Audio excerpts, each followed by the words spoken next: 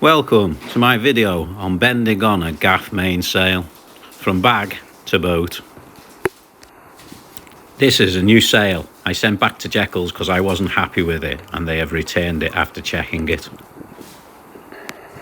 To make life easy for yourself, set the gaff a little bit higher than the boom and near parallel to it. Make sure all your shackles and lashings are in place before you start. The throat halyard holding the front of the gaff and the peak halyard holding the mid to top section of the gaff, supporting it.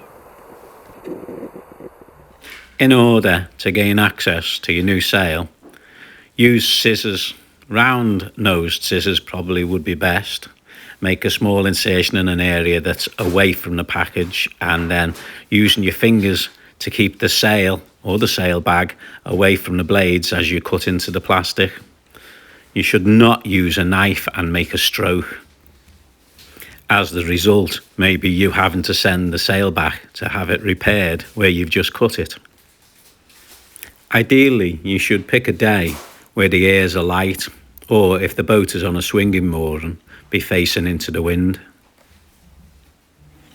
I'm struggling a little bit getting the sail out of the bag because I'm holding in my right hand the cords off the top of the sail and I didn't know. Alright, time to get the sail onto the boat and let's get it out the bag. I find it better at this point not to open the whole sail out to work out what's what. Just find the first kringle and go from there. In this case, it's the tack right by the Jekyll's badge. The tack itself is located at the front of the boom and will hold the lower forward corner of the sail down. Mine is connected with a D-shackle, but some vessels may have a lashing at this point. Connect your D-shackle or your lashing on. I usually nick all my shackles up as I go along so that I don't miss any. I have my boat knife, which has a good quality shackle tool in tow. From this point it makes sense to go up the luff of the sail to the throat attachment point. This is the throat attachment point where the sail angle changes. I have two shackles at this point. The reason being is the first shackle would line the sail up fore and after the boat and would leave a twist in it. So the second shackle is added to it, resulting in the pin running across the beam of the boat where I want it. You could, of course, use one shackle with a 90-degree twist in it to combat problems in these areas. The longer or shorter shackles you use at this point will determine the distance the throat clew will be from the mast. The result from changes at this point would be how parallel the luff will be to the mast once the sail has been hoisted. Next, I would work my way to the peak. The peak I connect with a lashing. There's a reason for connecting the peak with a lashing. A lashing is an adjustable means of attachment, thus giving me the ability to control the pretension of the sail along the luff of the gaff. I use 2mm Marlow cord for this and I give it a good half a dozen or so loops. This will result in a non-bulky, easy adjustment system.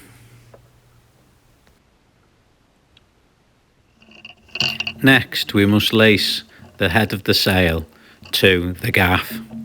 We would start normally by the throat, either at the throat or the first lacing kringle after the throat.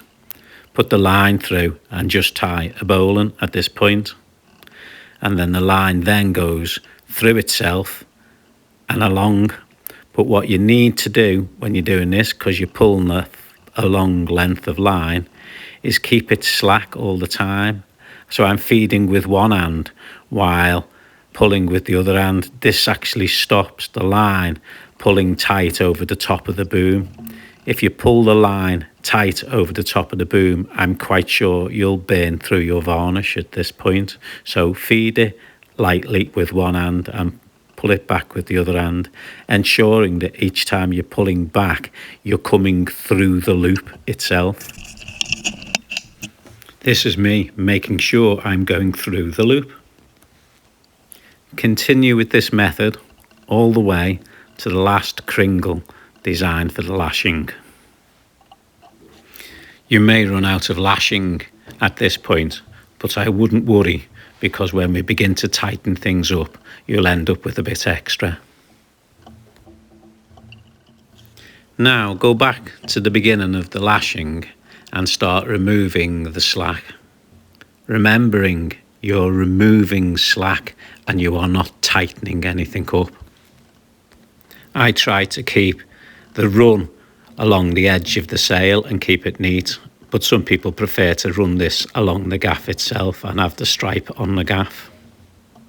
It actually makes no difference at all where you have the stripe, so it's just personal preference.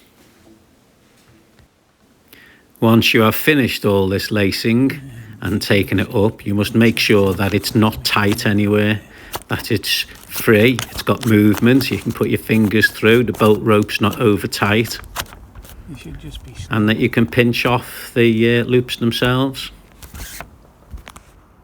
Alternatively to starting your lashing at the throat kringle, you can start at the first lashing kringle.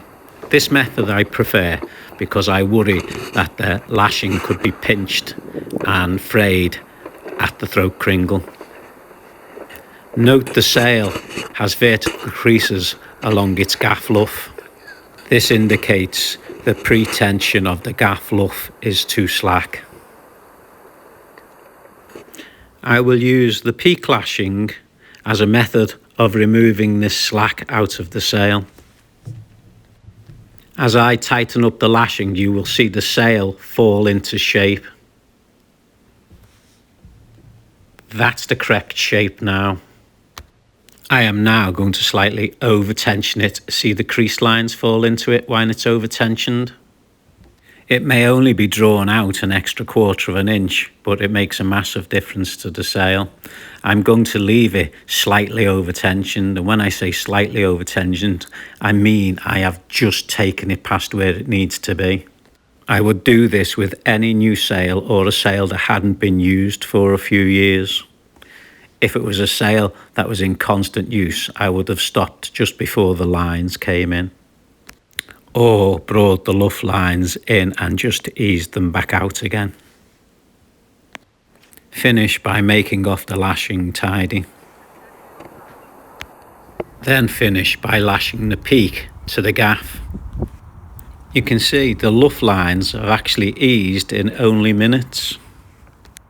If I grab the luff of the sail below the throat and pull, you can clearly see it will adjust the luff tension along the gaff, thus resulting in throat halyard tension being responsible for sail draft and fullness both above and below the throat. This can only happen as a result of the gaff lacing being correct and not over tight. Moving on to our fourth and last corner, which is the clew. This again, like the end of the gaff, is a place where we can have an adjustment point for the sail. However, with this spar being at deck level, we can get hands-on adjustment to this point. I use a long D-shackle to attach the clew to the boom rather than a lashing like up on the gaff.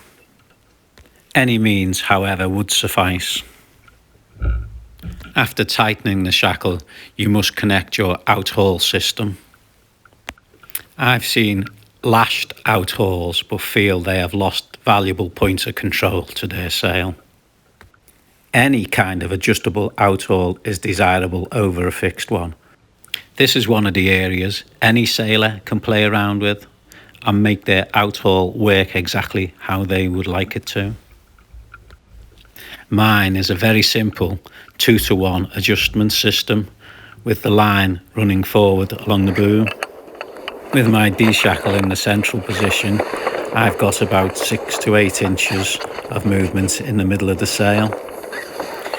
Move the clew back 1 inch and the sail is snug against the boom all the way. I add a second block at the clew, and though it doesn't change gearing, it makes it a lot easier to flatten the sail. Next we move on to lacing the luff. I normally start by tying a bowline at the bottom of the gaff jaw, but a bowline at the upper luff kringle would be fine as well. You will need to raise the gaff as you go along to provide yourself with a luff to lace. I actually find this quite a slow process, and I think you've got to think while you're doing it, because it's one of the easiest things to get mixed up with, because it's not a straightforward pattern. You will need to make sure that you're inside all halyards and lines that run down the mast or around the mast area while you're doing this, because it's easy when you pull the sail up to find that you've trapped the halyard in one of your loops. Also, you're only using the luff kringles and need to make sure that you avoid using the reefing kringles. Notice after the kringle you return the lashing to the same side as the mast it actually came from. This is so we avoid putting a spiral of lashing down the mast, as spirals are known for jamming when trying to bring the sails down. Again, I'm going to take the lashing back around the mast where it came from. You will find yourself continuously going back to hold the sail up a bit further to produce a bit more luff for you to lash. Continue with this pattern until you reach the tack. Then with a taut luff, tie off the lashing, ensuring it's not over tight. If things are starting to look right now, you'll notice the mast to luff will be a parallel line as it runs up. You will also want the bolt rope to be vertical and not pulled by the lashing from port to starboard.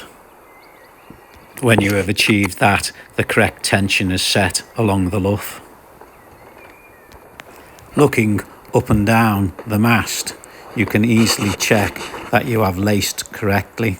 You will note that each time the direction changes, it should be opposite than the way it was before, and not barboard pole at any time, which is a spiral like the thread on a self-tapper screw.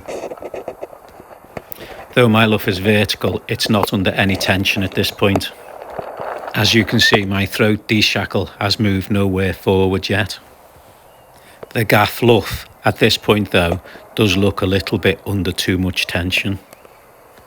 But I will make no alteration to this before I've had my first sail or during my first sail.